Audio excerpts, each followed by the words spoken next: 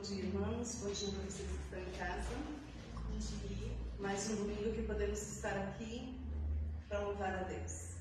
Em Hebreus 10, 24 e 25 fala assim: e consideremos uns aos outros para nos incentivarmos no amor e as boas obras.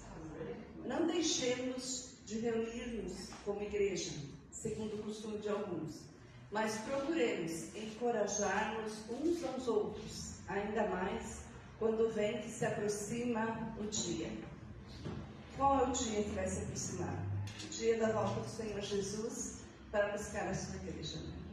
Não podemos deixar de nos reunir, não podemos deixar de congregar, não podemos deixar de estar juntos com os irmãos.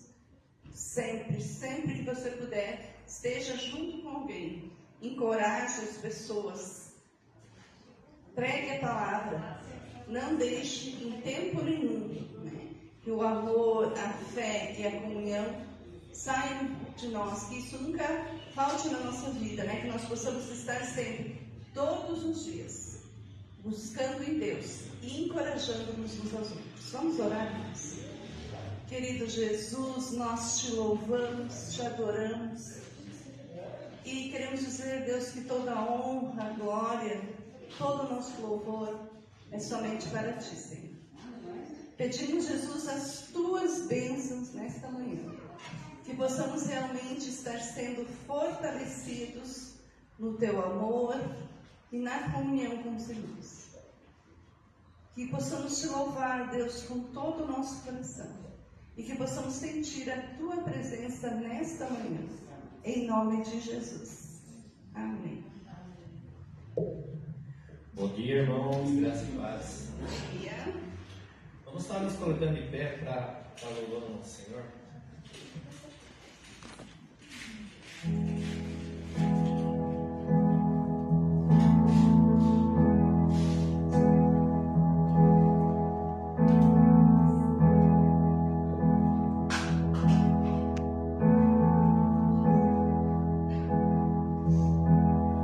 Mundo busquei, mas não preencheu-me. Canções tão vazias, tesouros que um dia se consumarão. Então você veio, me trouxe pra perto e todo desejo é satisfeito em seu amor. Não há nada melhor, não há nada melhor, não há nada melhor que meu Deus. Não tenho medo de expor minhas fraquezas, defeitos e falhas. Não vou esconder, um amigo encontrei, o Deus das montanhas, é o Deus dos vales. E não há lugar que a sua graça não possa me achar. Não há nada melhor, não há nada melhor, não há nada melhor que meu Deus. Não há nada melhor, não há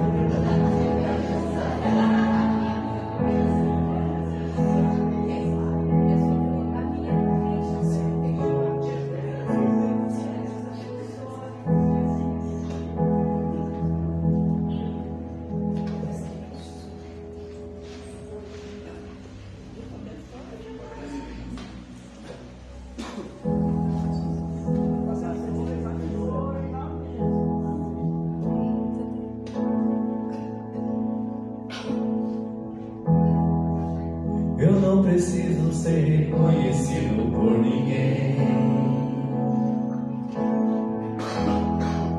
A minha glória é fazer com que conheça a ti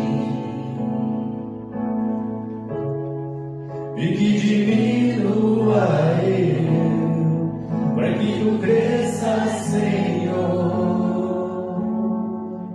mais e mais.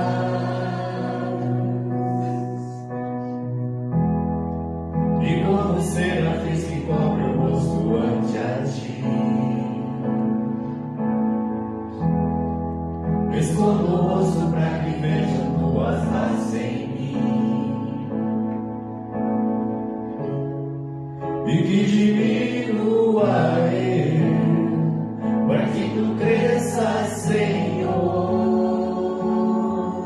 mais e mais. O Santo dos Santos, a fumaça me esconde, só teus olhos me veem, debaixo de tuas asas é o meu abrigo, meu lugar secreto, só tua graça me basta, e tua presença é meu prazer.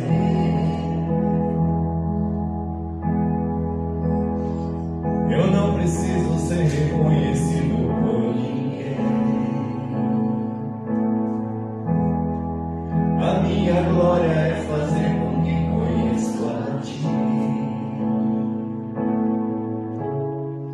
e que diminua eu, para que tu cresça, Senhor, mais e mais.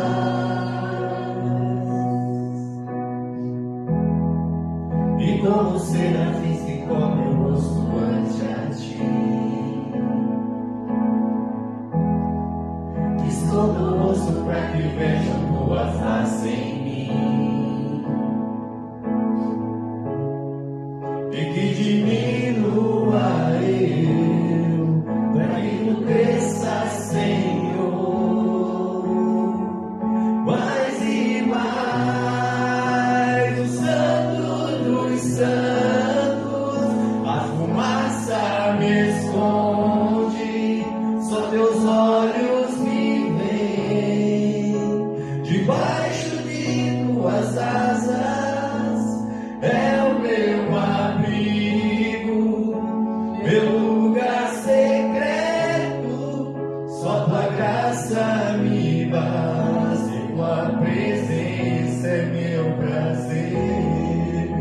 No Santo dos Santos, a fumaça me esconde, só teus olhos me veem, debaixo de tuas asas é o meu abrigo, meu lugar secreto, só tua graça me basta, e tua presença é meu prazer. Só tua graça me basta, e tua presença é meu prazer. Irmão, durante o próximo louvor, quem trouxe seus dízimos e ofertas, vamos dizimar e ofertar com alegria. Amém?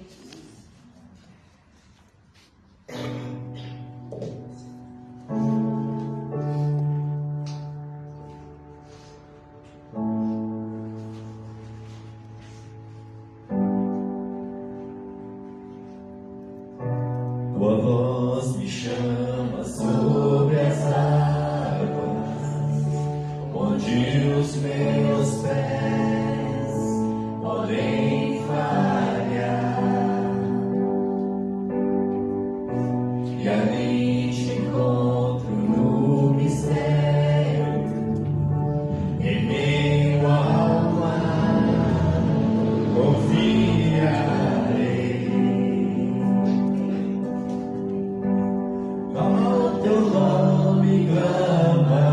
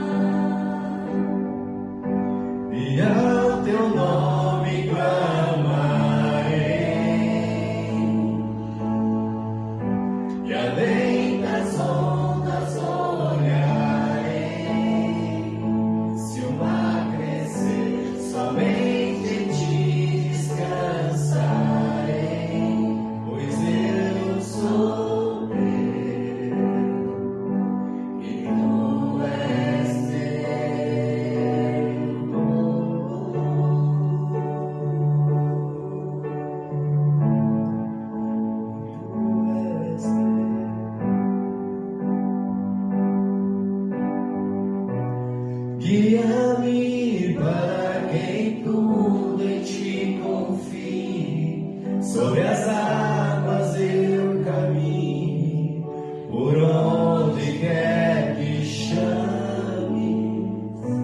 Leva-me mais fundo do que já estive, e minha fé será mais firme, Senhor, em tua presença. Guia-me para quem tudo em ti confie. Sobre as águas eu caminho, por onde quer que chames. Leva-me mais fundo do que já estive, e minha fé será mais firme, Senhor, em tua presença. Ao teu nome clamarei, e além das ondas olharei. Se o mar crescer, somente em ti descansarei, pois eu sou teu e tu és meu.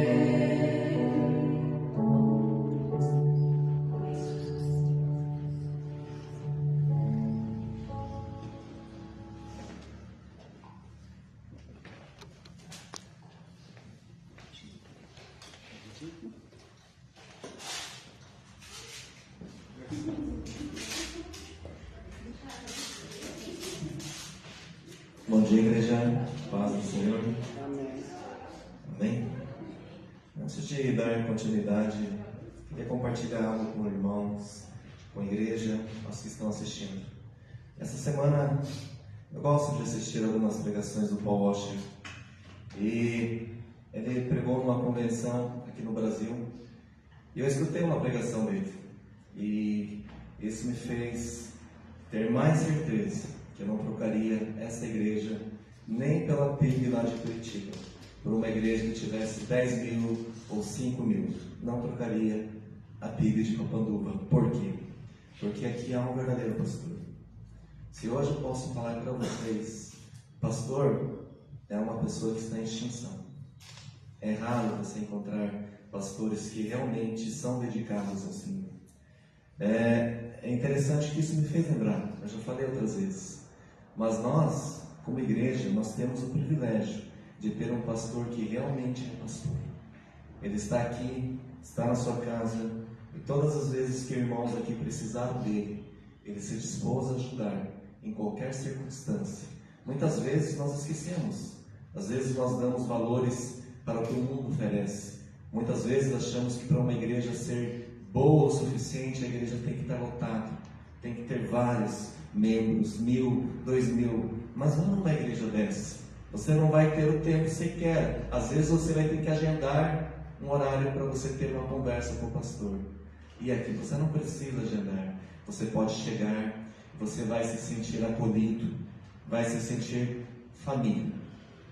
Esse é o verdadeiro valor de ser um pastor. O pastor teve que viajar na quinta, pediu para a Giovana ficar lá em casa, preparou um almoço para a gente, a Marga preparou um almoço muito carinhoso. Então eu ofereci, pastor, como vai fazer a viagem, talvez se o pastor quiser eu posso pregar no domingo, porque ele ainda tem lá a igreja de Itaiópolis, que ele está auxiliando também, outros irmãos queridos. E assim nós somos a igreja. Então eu falo para vocês, não percam esse tempo, a qual nós temos um bom pastor, um pastor que realmente serve a Deus em primeiro lugar, serve à igreja. Às vezes nós esquecemos e procuramos outras coisas, deixamos, como nós cantamos, não há nada melhor do que nosso Deus. Que o Senhor nos perdoe, porque muitas vezes nós cantamos canções que não são verdade em nossas vidas, mas que o Senhor tenha misericórdia e nos dê a graça de realmente fazermos valer aquilo que nós entoamos ao Senhor. Amém? Título de hoje, da mensagem de hoje: Rumo à maturidade. rumo à maturidade. Vamos lá, o texto está em 2 Pedro, capítulo 1, do verso 8. 2 Pedro, capítulo 1, do verso 8, na versão NVI. Assim diz a palavra do Senhor. Porque se essas qualidades existirem e estiverem crescendo na vida de vocês, desde o verso 1. Simão Pedro, servo e apóstolo de Jesus Cristo, aqueles que pela justiça do nosso Deus e Salvador, Jesus Cristo, receberam conosco uma fé igualmente preciosa. Graça e paz sejam multiplicadas a vocês, pelo pleno conhecimento de Deus e de Jesus, o nosso Senhor. O seu divino poder nos deu tudo de que necessitamos para a vida e a piedade, por meio do conhecimento daquele que nos chamou para a sua própria glória e virtude. Dessa maneira, ele nos deu as suas grandiosas e preciosas promessas, para que por elas vocês se tornassem participantes da natureza divina, tendo escapado da corrupção que há no mundo, causado pelos maus desejos. Por essa razão, empenhe-se para acrescentar à sua fé a virtude o conhecimento, ao conhecimento o domínio próprio, ao domínio próprio a perseverança a piedade, a piedade a fraternidade o amor. Porque se essas qualidades existirem e estiverem crescendo na vida de vocês, elas impedirão que sejam ineficazes, improdutivos no conhecimento do nosso Senhor Jesus Cristo. Amém? Vamos colocar de pé novamente, irmãos. Eu lembrei do conselho de Jétro para Moisés, quando Moisés liderava o seu povo. Jétro viu claramente, inspirado por Deus, que Moisés sozinho não conseguiria cuidar de toda aquela nação. Então, pelo conselho de Jétro, Moisés capacitou líderes, dividiu as tarefas. Isso é ser um bom líder. É isso que o nosso pastor faz. Nós, como igreja, nós temos dons e talentos. Cada um tem uma parte importante. Deus me deu a parte de pregar. Eu não sou pastor, nunca serei, porque não foi para pastor que Deus me chamou. Para ser pastor é algo muito acima de mim. É algo que eu não estou ao alcance. É algo que o pastor Rosemar, Deus capacitou para ser um bom pastor. A minha cabe a parte de ser um servo, como vocês aqui. Cada um tem uma parte aqui, de oração, de ajuda, de serviço. Isso é ser um corpo. Mas o pastor é aquele que ama a sua igreja. É aquele que coloca até a sua vida em segundo plano, para servir a vida da igreja e a Deus. Por isso, mais uma vez eu falo para vocês, igreja, não percam o tempo que nós temos com o nosso pastor. Amém? Depois desse culto, dê um abraço no pastor que ele gosta, agradeça a vida dele e ore a Deus para que ele fique muito e muito mais tempo conosco. Amém?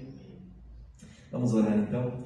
Obrigado, Pai, mais uma vez. Somos gratos pela Tua misericórdia, Senhor, pelo Senhor não nos imputar aquilo que nós merecemos, Senhor, mas pelo Senhor derramar a Tua graça, Senhor, nos dar aquilo que nós também não merecemos, Senhor, o Teu favor, Senhor. Por isso, Pai, eu te peço, capacita a minha vida, Senhor, para pregar a Tua palavra, Senhor. Prepara, Senhor, o Senhor já tem preparado, Senhor, mas guarda agora, Senhor, o coração e a mente daqueles que o Senhor preparou para estarem aqui, Senhor, ouvindo a Tua palavra, Senhor. Por isso eu peço, Pai, em nome de Jesus, nos ajuda, Senhor, em tempos tão difíceis. Amém. Pode se sentar, igreja. Essa é a segunda carta que Pedro escreve. Na primeira carta, Pedro encoraja os crentes dispersos da Ásia Menor, em virtude da chegada do sofrimento. Mas nesta carta, na segunda carta de Pedro, Pedro exorta os crentes em face do ataque dos falsos mestres. Como eu falei, há muito mais falsos pastores do que verdadeiros pastores nessa época. Isso é um sinal do fim dos tempos, como a Marga já disse na abertura. É muito raro você encontrar um pastor dedicado à igreja e não a mamão, a dinheiro, a fama, a vida nesse mundo. Então Pedro exorta os crentes em face do ataque dos falsos mestres. Em primeiro lugar, é interessante que no versículo 1, pode voltar, o nome do remetente é mencionado. Bem no comecinho, Simão Pedro. Simão Pedro era natural de Betsaida, cidade às margens do mar da Galileia. Irmão de André, ambos os pescadores, Pedro e André. Pedro deixou as sedes para seguir a Cristo, e Cristo o fez pescador de homens. Pedro então tornou-se líder do grupo apostólico e tornou-se o principal porta-voz dos 12. Depois do Pentecostes, Pedro foi o grande líder da igreja de Jerusalém. E Lucas dedica ao ministério de Pedro a primeira parte do livro de Atos, para nós entendermos um pouquinho quem era Pedro. Em segundo lugar, as credenciais do remetente são apresentados. Ele se apresenta, não somente o seu nome, mas agora apresenta as credenciais: servo e apóstolo de Jesus Cristo. Depois de se identificar, agora Pedro apresenta as suas credenciais, o que ele faz. A associação de servo e apóstolo, quando ele coloca servo e apóstolo, irmãos, é algo maravilhoso, que às vezes nós não percebemos. Como servo, Pedro demonstra a sua humildade, mas como apóstolo, ele demonstra a sua autoridade, que Deus delegou a ele. Como servo, Pedro está a serviço do seu Senhor. Como apóstolo, ele representa o seu Senhor. A pergunta é: como eu e você temos nos apresentado lá fora? Como você tem se apresentado? Será que as pessoas só conhecem o teu nome? Prazer, Edson. Prazer, Rosemar. Prazer, Tânia. Prazer, Adriano. Prazer, Márcio, Taquinha. Só o seu nome? Será que você tem apresentado as suas credenciais cristãs? Será que você tem se mostrado humilde, servo? Será que você tem apresentado a sua autoridade derramada pelo Espírito Santo como cristão? Como você tem se apresentado a esta sociedade? Como você tem se apresentado à sua família? Como a tua família te conhece? Amém? Em terceiro lugar, os destinatários da carta também são mencionados. Pedro se apresenta as suas credenciais, mas também apresenta a quem ele está dirigindo essa carta. Aqueles que, mediante a justiça de nosso Deus e Salvador Jesus Cristo, receberam conosco uma fé igualmente preciosa. Pedro definiu seus destinatários apenas como crentes, os crentes que obtiveram uma fé preciosa na justiça de Cristo, nosso Salvador. Interessante que Pedro não estava interessado no lugar aonde esses crentes habitavam.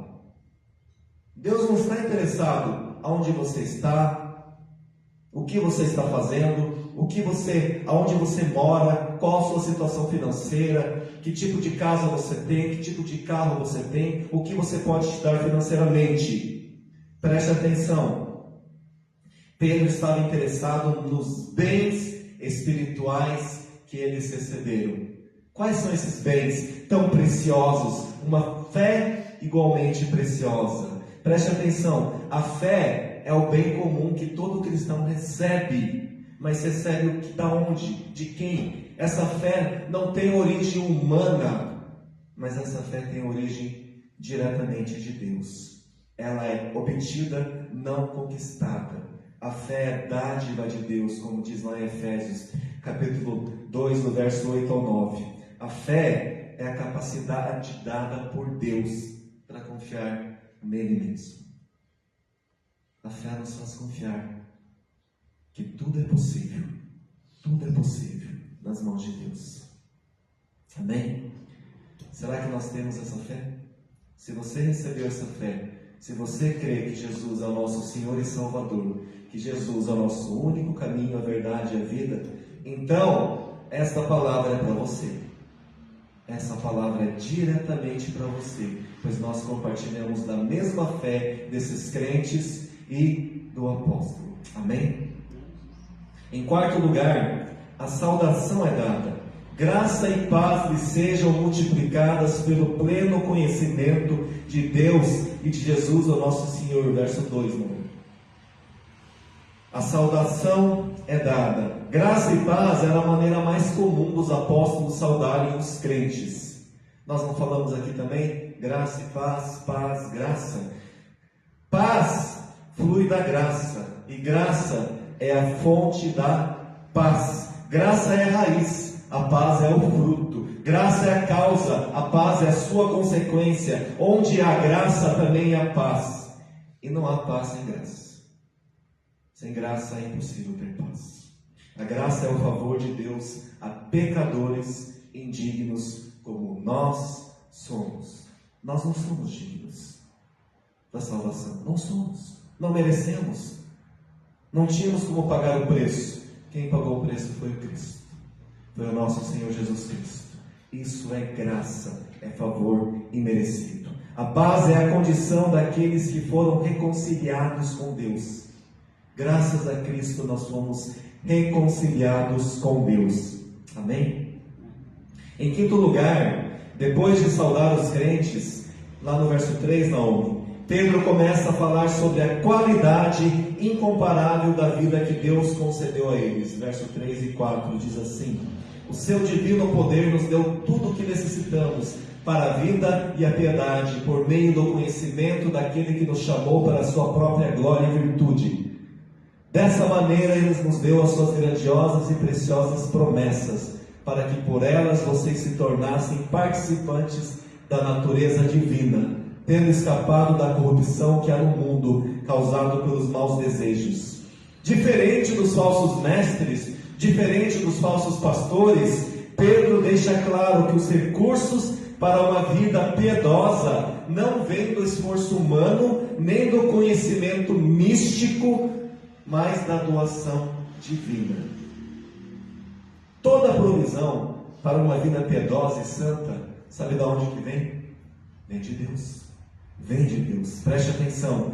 Deus nos salvou do pecado para a santidade. Deus não apenas nos salvou, mas nos salvou do pecado para vivermos uma vida de santidade.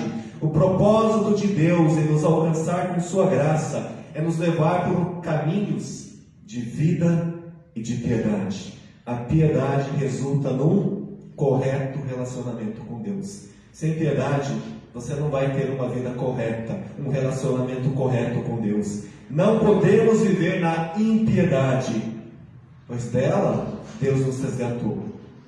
Não podemos viver no pecado, pois do pecado fomos libertos. A fé cristã não é um caminho de sacrifício sem recompensa. A fé cristã não é um caminho de vida sem recompensa, mas é uma estrada repleta de recompensas benditas, abundantes e gloriosas. Há recompensa sim em você ser cristão, por intermédio das preciosas e muito grandes promessas de Deus. Sabe qual que é a primeira? Nós nascemos do Espírito, nascemos do alto, e agora fazemos parte da família de Deus. Tem riqueza maior que essa? Você fazer parte da família de Deus. Estamos sendo transformados de glória em glória à imagem de Cristo. Deus está esculpindo em mim e em você o caráter de Cristo. Tornamos-nos agora coparticipantes da natureza divina. Como o bebê compartilha da natureza dos pais, a pessoa de Deus compartilha da natureza de Deus. Você tem menção de riqueza maior que essa? Compartilhar da natureza divina. Sexto lugar, lá no verso 5. Em sexto lugar, Pedro ensina que a vida cristã exige empenho, dedicação e esforço. Mais uma vez, Pedro ensina que a vida cristã exige empenho, dedicação e esforço. Diz assim: por esta razão, empenhem-se, empenhem-se. Há duas coisas essenciais da vida: nascer e crescer. Não adianta o bebê nascer se ele não crescer. Adianta? O que é o natural? Duas coisas essenciais: nascer e crescer. Onde há vida, precisa haver crescimento. Até nas pequenas coisas, numa plantinha, se você compra, né, irmã Lívia? Se a sua plantinha está ali, não cresce, não acontece nada com ela, você não fica triste? Então, a falta de crescimento espiritual é um sinal de morte espiritual. Se você não está crescendo espiritualmente, é porque você nunca nasceu. É que nem uma plantinha, não está nascendo, está ali. O que vai acontecer depois de um tempo? A vida vai se desfazer. Ninguém vai querer comprar uma plantinha que não cresce. Não tem serventia. Onde não há crescimento espiritual, é um sinal de morte espiritual. Esse crescimento espiritual, porém, ela não é automático. Há casos também, imagine se ali naquela plantinha ela não cuida, não rega, não prepara a terra, aí vai morrer. Precisa do quê? Empenho, precisa de cuidado. Então, na vida espiritual nós precisamos de empenho e disciplina espiritual. A pergunta que devemos fazer é: qual é a maneira correta para levar a esse crescimento espiritual? Como nós devemos fazer para crescer espiritualmente? Pedro selecionou uma lista de virtudes que devem ser encontradas numa vida cristã sadia, que nos leva então rumo à maturidade, que é o título. Pedro apresenta uma lista de virtudes que nos leva à maturidade cristã. Cada virtude, é interessante que ela dá origem à seguinte e facilita a próxima virtude. É como uma corrente, vai dando continuidade.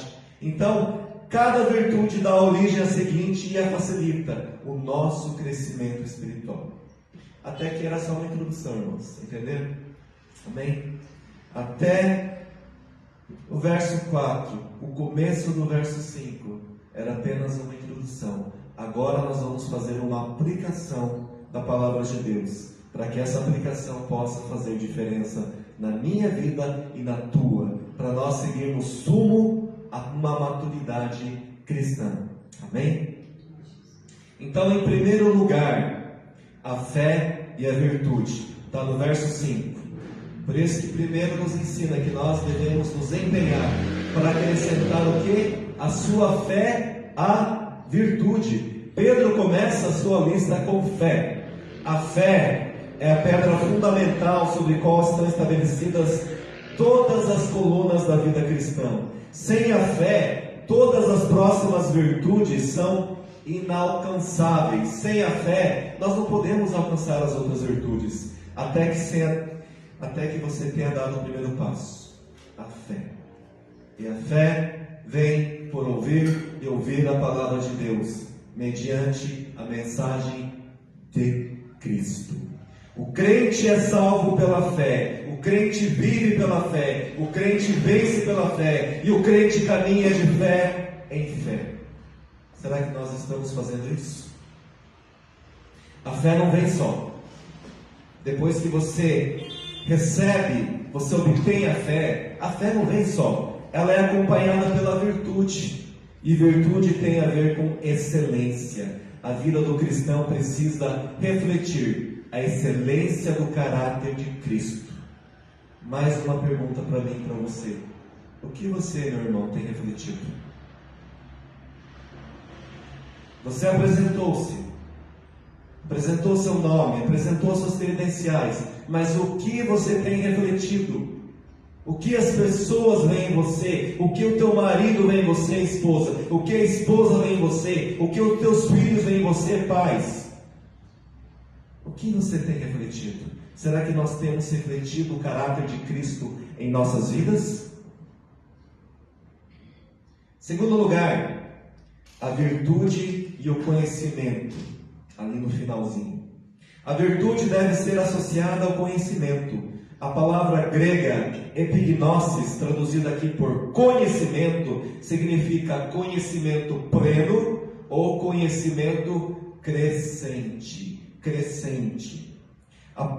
Refere-se então ao conhecimento prático ou discernimento. Tem a relação com a capacidade de lidar com a vida da forma adequada. Nós temos que viver de forma crescente, aprender com a palavra de Deus, a viver a vida de uma forma correta perante a palavra de Deus. Preste atenção, O verdadeiro conhecimento de Deus não está no misticismo. O verdadeiro conhecimento de Deus não está no misticismo, mas em Cristo Jesus.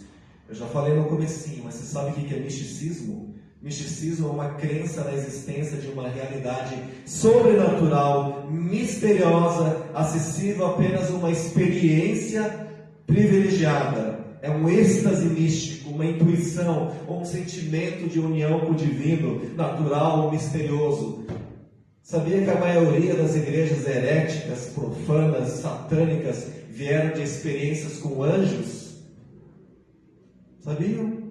Mormon, Espiritismo, todos esses líderes tiveram uma experiência. Um anjo falou comigo, eu tive uma experiência, achei uma nova Bíblia, achei agora. E no nosso meio cristão não está sendo diferente. As pessoas estão buscando Deus no misticismo, e não na palavra de Deus, que é viva, verdadeira e eficaz. Parece que as pessoas precisam ter algo. Isso é falta de conhecimento. Às vezes chega uma irmã na igreja aqui, todo culto chorando, passa um tempo, ela chega alegre. Pastor, o que aconteceu, minha irmã? Eu tive uma experiência. Deus falou comigo. Essa mulher chorava que o marido abandonou ela. Ela vinha, orava, pedia. Aí numa certa noite ela teve um sonho. Um anjo revelou para ela que o marido dela vai voltar. Ela veio retumbante. Pastor, um anjo falou comigo. O pastor falou, minha irmã, um anjo falou com você. Passou-se anos e o marido não apareceu. Nada aconteceu. Qual é o correto? Essa mulher tem que ler a palavra de Deus. Entender que se o marido abandonou ela não está sozinha. Deus promete estar conosco até o fim dos tempos. Deus promete estar conosco. Deus é marido da viúva. Deus cuida dos órfãos. Deus é pai. Deus é conosco. Deus é Emanuel.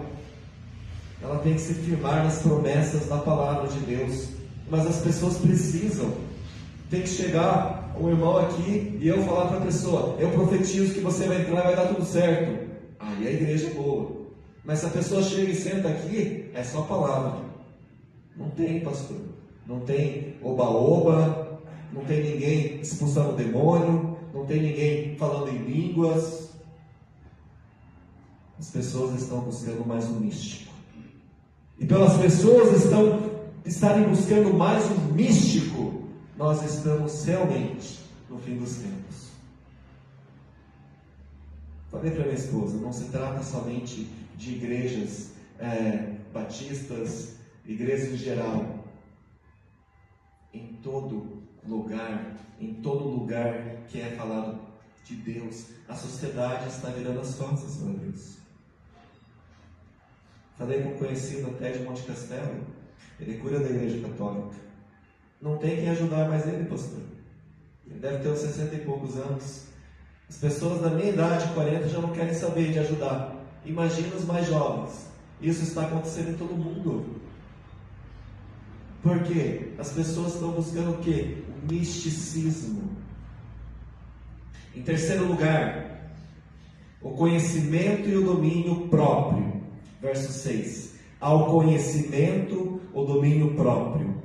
O conhecimento ele deve ser associado ao domínio próprio. A palavra grega ekkateia, domínio próprio, significa autocontrole. E esse autocontrole é fruto do Espírito. Então, domínio próprio, você ter autocontrole, é fruto do Espírito, não esforço da carne. Você nunca vai ter autocontrole se você ficar meditando. Sai uma força de mim, não vai sair nada.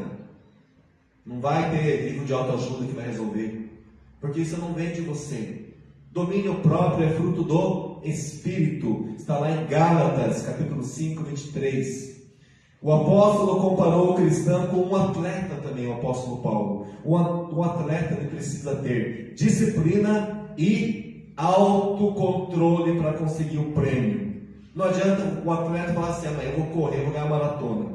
Mas não tem preparo nenhum, não cuidou do corpo, não se disciplinou. Não vai adiantar. E na vida cristã é parecido. Nós temos que ter disciplina e domínio próprio. Domínio próprio significa controlar as paixões, ao invés de ser controlado pelas paixões. Quem está controlando? Quem? Preste atenção. O verdadeiro conhecimento leva ao domínio próprio. Misticismo, loucuras, heresias não vão levar ao domínio próprio, mas ao contrário. É isso que nós vemos na sociedade. Cristãos fracos, cristãos que estão dormindo, cristãos que não estão priorizando. Mas essa é a realidade. Mas se você está aqui escutando essa palavra, é porque Deus quer que você não fique assim. Deus quer mudança na tua vida, para que você possa refletir essa verdade lá fora. Amém?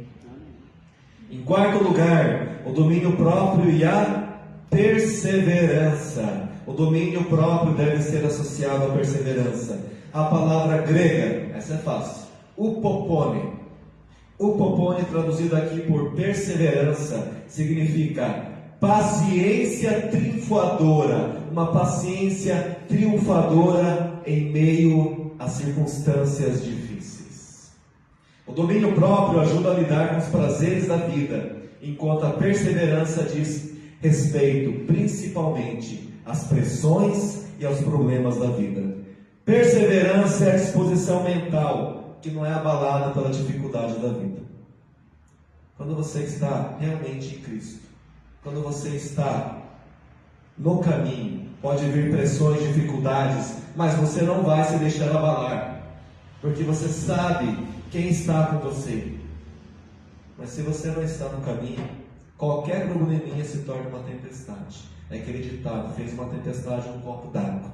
É mais ou menos assim. Perseverança nos ajuda a resistir a duas agências satânicas. Satanás tem agências aqui no mundo, tem forças. Então, quando nós temos o popone, nós resistimos às duas agências satânicas. Qual é a primeira agência satânica? A oposição do mundo da parte de fora. Nós vimos isso na Olimpíada. Essa é a oposição do mundo. Eles escarnecem de Cristo, do cristianismo, fazem pouco caso, pode usar a ceia e nada acontece, liberado. Mas uma menina jovem, em línguas, fala, Jesus é o caminho, a verdade e a vida, quer ter punição para a menina. Aí não pode misturar religião na Olimpíada, tem regras. Para difamar o nome de Cristo pode, mas para glorificar não pode. Isto é a oposição do mundo da parte de fora, agência satânica. Mas qual é a segunda agência? É a sedução da carne, da parte de dentro. Dentro de você só tem que não presta, meu irmão. Livro de autoajuda, extrai o melhor que tem de você. Não tem nada de melhor, só tem ruim.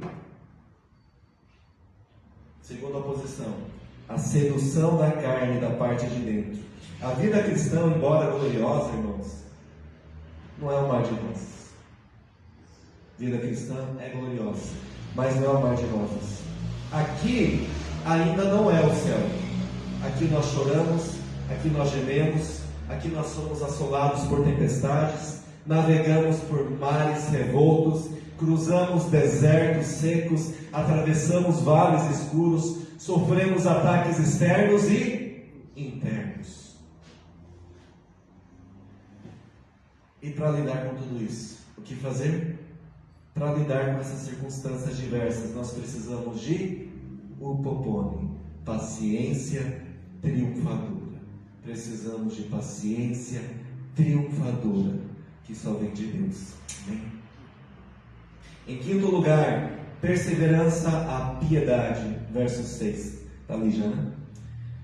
A perseverança deve ser agora associada à piedade. Piedade é a virtude que descreve nosso relacionamento certo com Deus. É a qualidade do caráter que torna uma pessoa única, uma pessoa distinta. Essa pessoa, ela vive acima das coisas mesquinhas da vida. O que são as coisas mesquinhas da vida? Paixões, as pressões que controlam a existência de pessoas que não têm a Deus. É um mundo que valoriza o quê? Poder, sucesso, riqueza, vaidade, em oposição aos valores espirituais. Não é isso que nós estamos vendo. É isso que o mundo valoriza. Poder, paixão, vaidade, em contrário a valores espirituais. É preciso compreender que a nossa maior necessidade, irmãos, para vivermos uma vida correta com Deus, é ter uma vida piedosa. Piedade. O apóstolo chega até a dizer que a piedade para tudo é proveitosa. A piedade para tudo é proveitosa. Em sexto lugar, lá no verso 7, a piedade e a fraternidade. A piedade também deve ser agora associada à fraternidade. A palavra grega, Filadélfia, traduzida por fraternidade, significa amar o próximo como se ama o irmão de sangue. Naquela época, realmente, irmãos, irmão de sangue era... Hoje em dia, até os irmãos de sangue tem que cuidar, né?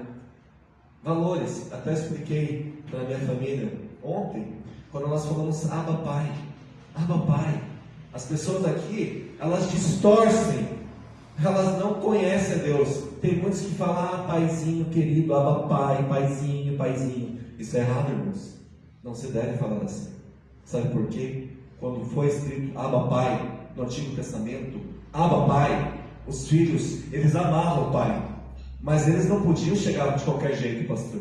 Os filhos tinham temor e tremor. Tinham tal temor que eles tinham respeito, reverência. Quando eles chegavam ao pai, falavam, Abba Pai, Pai. Mas um temor com amor e respeito. Agora, paizinho, isso não é temor. Isso é desrespeito. Nosso Deus não deve ser chamado assim. Nosso Deus merece todo o respeito e tremor. Pastores que começam o culto aqui com piadas, contam piadas, fazem você dar risada, contando piadas de marido, mulher, e o povo dá risada no culto. Aí Deus deixou o povo confortável, dando risada, agora eu vou orar, Pai. Isso é desrespeito, isso não é temor ao Senhor. Vocês entendem? Mas por que as pessoas tratam Deus assim? Porque não conhecem. Não conhecem o nosso Deus. A palavra de Deus diz, é terrível cair nas mãos de Deus. Muitos de nós brincamos com Deus. Eu não gosto quando meu filho chega, papaizinho. Hoje nós temos outros termos. Os filhos chamam os pais de velho. E aí, velho, dá um trocado aí. Aí quando quer alguma coisa, nossa, pai do coração. Muitas vezes, irmãos, nós fazemos assim.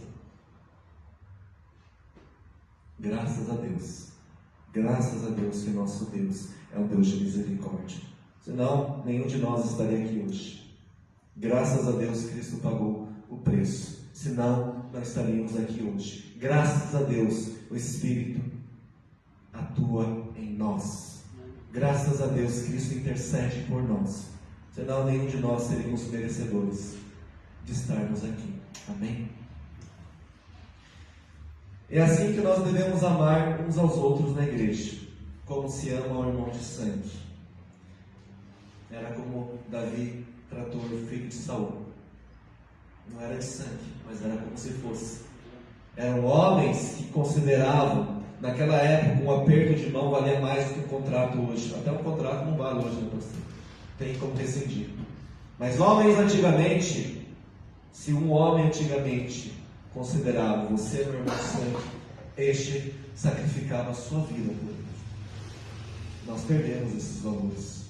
Mas quando a Bíblia diz aqui, significa amar o próximo como se ama o irmão de sangue, nós temos que entender que isso tem muito valor. Pedro fala sobre o amor fraternal, não fingido.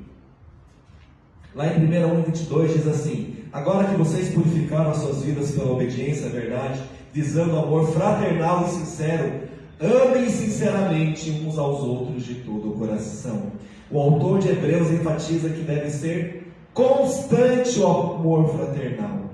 Esse amor tem que ser constante. A palavra grega traduzida por constância no Novo Testamento significa estabilidade, paciência, lealdade, perseverança e firmeza. Diga para a pessoa ao seu lado, priorize o que realmente importa. vou abrir entre aspas aqui, a correria do dia a dia acaba se tornando uma das maiores desculpas de não focarmos em Jesus, não é? Está corrido, meu irmão, está difícil, não está dando tempo de orar, não está dando tempo de ler a palavra de Deus. Mas que vergonha, né, irmão? Celular você tem tempo. Sabia que o seu celular tem uma função para ver quanto tempo você fica no celular? Aí você vai cair, ó. 10 minutos para você meditar e ler a palavra de Deus, você não tem.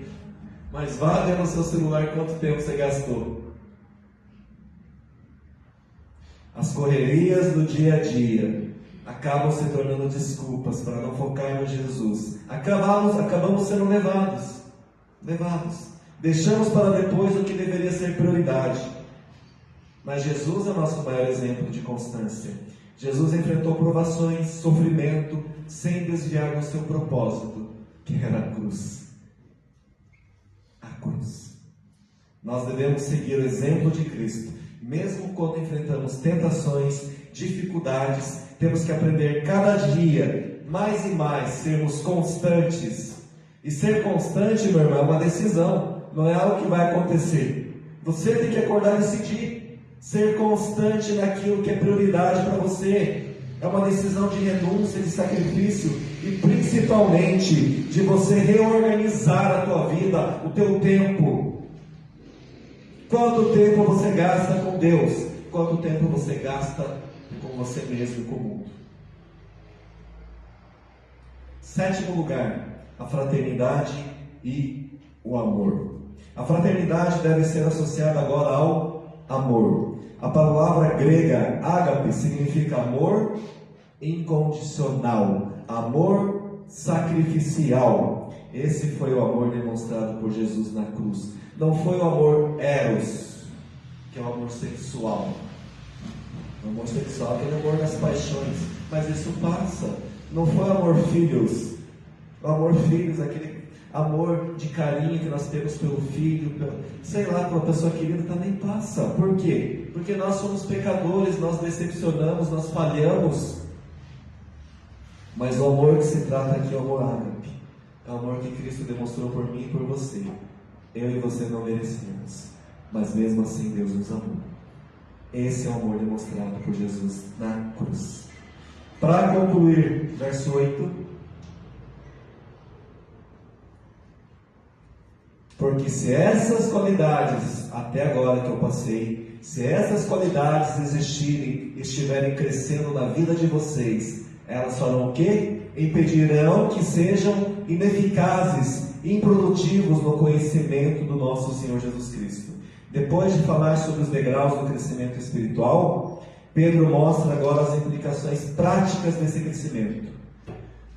Um cristão, irmãos, estagnado é infrutífero e inativo. É que nem a plantinha que não cresce. Não tem fruto, não tem obras, é ineficaz. Esse é um cristão estagnado. Não reorganizou a sua vida, Deus não é prioridade, é um cristão estagnado. Não cresce, não faz nada de útil para o reino de Deus, é um cristão estagnado. A falta de crescimento, mais uma vez, sinaliza o quê? Falta de vida.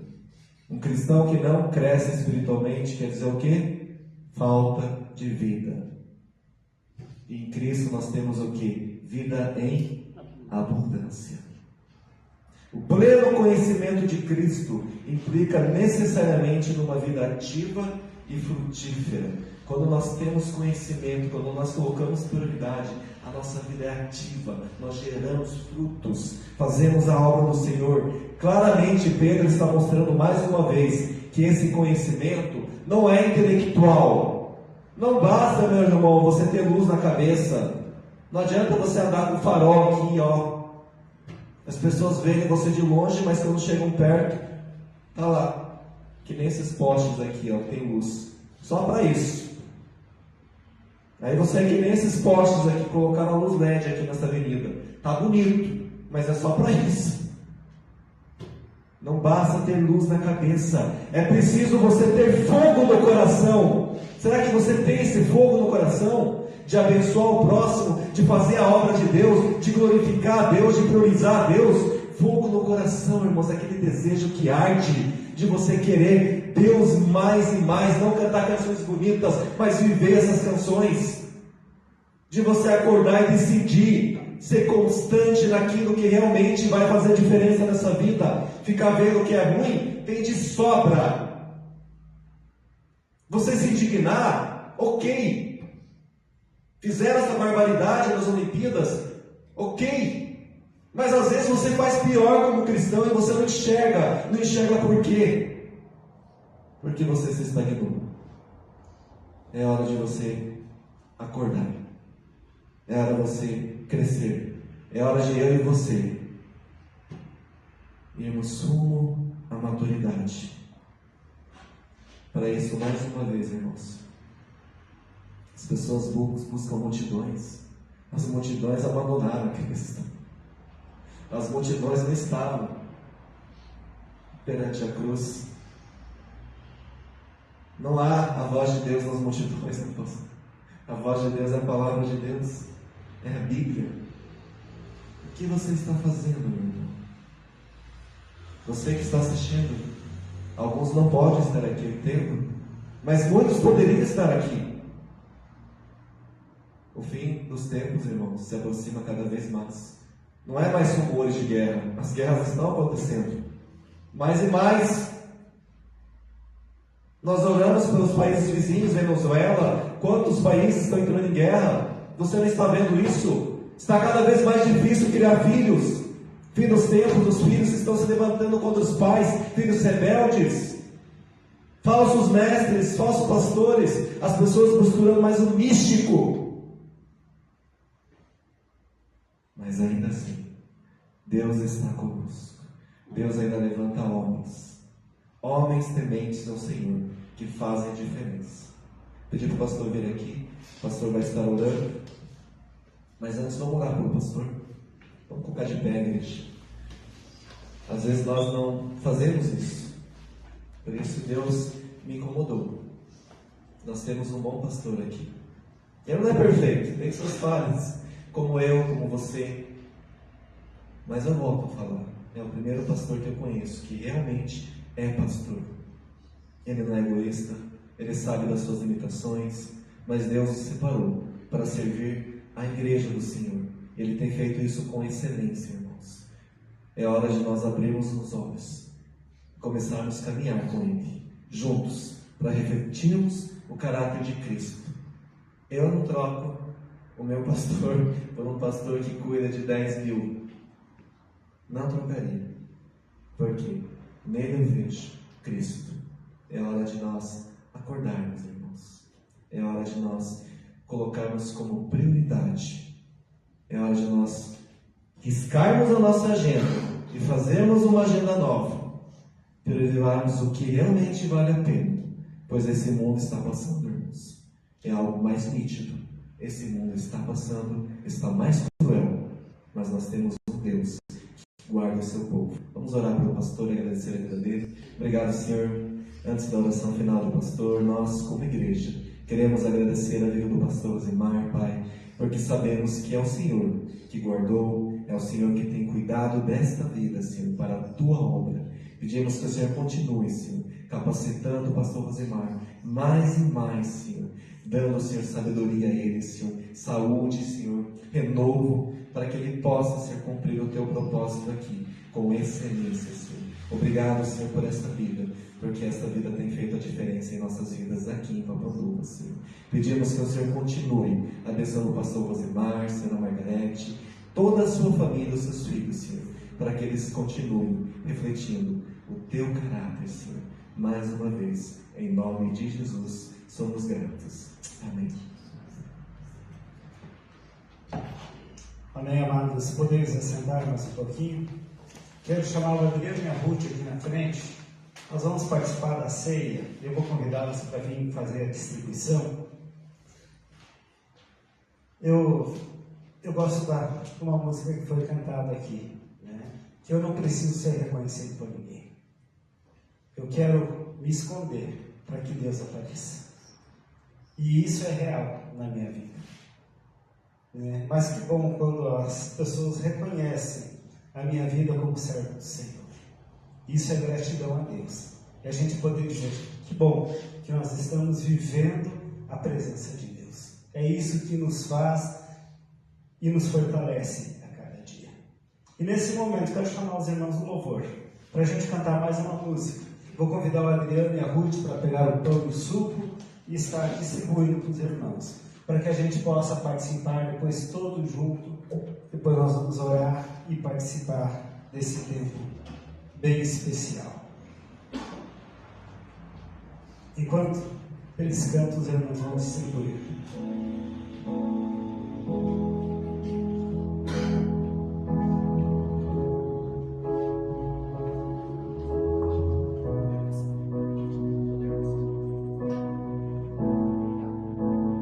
Todos necessitam de um amor perfeito, perdão e compaixão.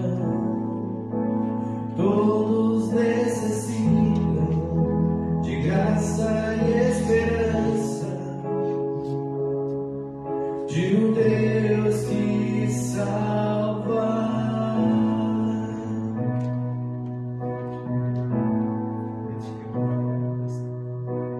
Cristo move as montanhas e tem poder para salvar, tem poder para salvar, para sempre, autor da salvação. Jesus a morte venceu, sobre a morte venceu.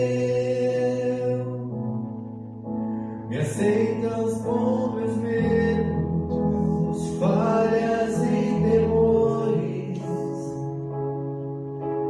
enche o meu viver, a minha vida entrego pra seguir teus passos, a ti me rendo. Vamos orar, irmãos. Querido Deus, nós te agradecemos, Senhor, por essa oportunidade, Deus. Obrigado pela tua palavra eficaz nas nossas vidas, Jesus. Obrigada porque essa palavra tocou os nossos corações, Senhor. Obrigada, Jesus, porque essa igreja permanece de portas abertas, Deus. Obrigada por cada irmão que está aqui, Senhor. Obrigada porque temos a oportunidade de relembrar o teu momento especial, que é a ceia, Jesus. Nós te louvamos, nós te agradecemos, nós te engrandecemos em nossas vidas, Deus, porque o Senhor é maravilhoso. Louvado, adorado e exaltado seja eternamente o teu nome entre nós, Senhor. Te louvamos, te agradecemos em nome de Jesus. Amém. Bem, amados, podemos participar do pão.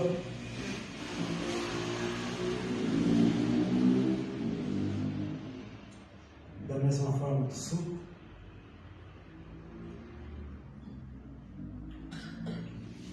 Obrigado, Pai. Obrigado por esse tempo tão especial, esse tempo precioso. Obrigado, Senhor, pela tua fidelidade na nossa vida. Cremos, Senhor, que tu és nosso Deus, que tu sempre está de braços abertos para nos abençoar. E nós, como teus filhos amados, queremos nos prostrar cada vez mais e mais na tua presença. Que possamos refletir a tua grandiosidade, o brilho do teu amor através das nossas vidas, das nossas ações. Que a tua graça, a tua soberania continue sobre cada um de nós. Continua conosco, Pai, no decorrer dessa semana, fazendo com que sejamos mais do que vencedores. Sabemos, Senhor, que a tua graça é que nos basta. Muito obrigado, Pai. Eu oro abençoando cada um que está aqui, cada um que está assistindo essa live, em nome de Jesus. Amém. Posso